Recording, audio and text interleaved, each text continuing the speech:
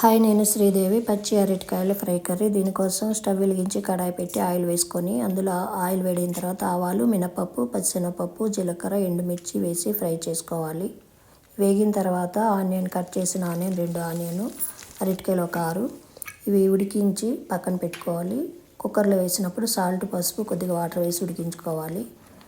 Onion వేగిన తర్వాత ఉడికించిన అరటికాయ ముక్కలు కూడా వేసి కలుపుతూ ఫ్రై చేయాలి. ఇందులో పచ్చి ధనియాల పొడి, సాల్ట్, కారం వేసి ఫ్రై చేసుకోవాలి. ఉడికించేటప్పుడు సాల్ట్ వేస్తాం కాబట్టి చూసి వేసుకోవాలి.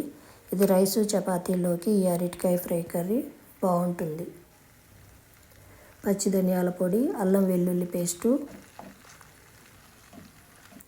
ఇవి పచ్చివాసన పోయే వరకు వేగించాలి. అందులోనే కారం, సాల్ట్ కూడా వేసి ఫ్రై చేసుకోవాలి. చాలా వరకు ఈ కర్రీ రెడీ అయిపోయింది. ఇది ఒక బౌల్లోకి తీసుకొని రైసు, చపాతీల్లోకి